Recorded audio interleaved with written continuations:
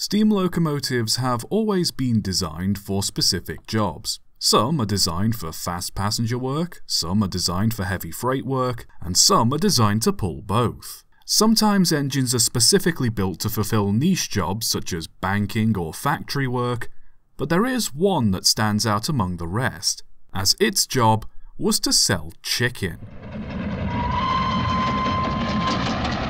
In 1905, a 3.5-mile line was constructed for the Santa Cruz Portland Cement Company through San Vicente Creek to connect the open limestone quarry to the cement plant near the town of Davenport, California. It was completed in 1906, but had many tight bends, 8 trestle bridges, and grades as steep as 2%. To run the line, 2 custom-built oil-burning 040 Porter saddle tank locomotives were purchased. The first being a 35-ton model arriving in 1906, and the second being a 45-ton design arriving in 1909, both numbered 1 and 2 respectively.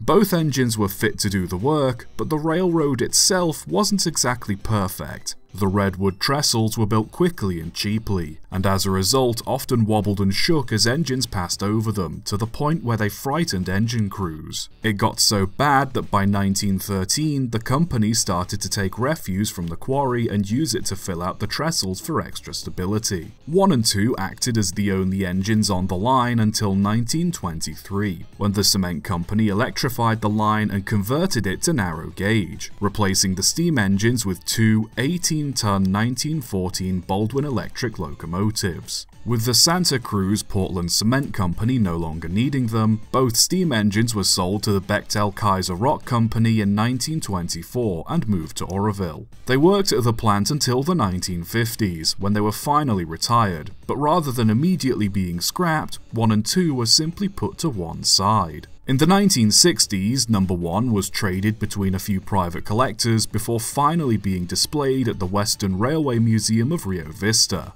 No. 2, however, was destined for a less than conventional line of work. In 1957, Ray and Ruth Pollard renovated and reopened their chicken restaurant in Morada after Ray had the opportunity to purchase the buildings used on the set of The Big Country.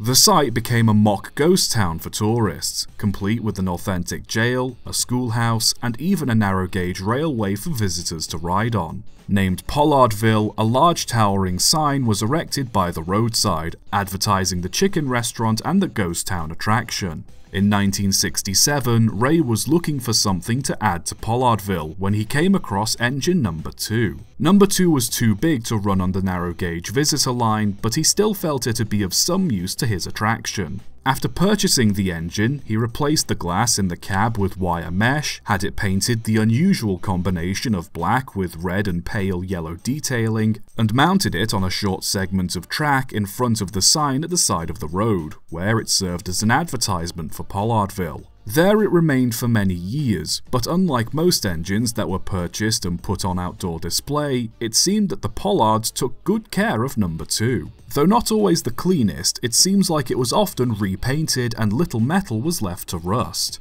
Over time, No. 2 became a frequent sight for locals and visitors alike, and eventually was given the nickname of the Chiggen, likely a mix of the words chugging and chicken. The Chiggen's easy life as a roadside attraction eventually came to an end in 2006, when Pollardville closed down. Many of the buildings and assets of the site were sold off, and No. 2 was no different, ending up in the hands of Efthysius Pappas with the intention of restoring it. While the engine was in good cosmetic condition, nearly 40 years of standing beside the road left it in quite poor shape mechanically. Pappas and a small group of volunteers spent the next 7 years getting No. 2 into working order, until finally, in 2013, the Chiggen moved again under its own steam. Ever since, No. 2 has been pulling special excursion trains around various tourist railroads in California. No. 1 has also been preserved too. However, it is at the moment under private ownership somewhere in Dairyland.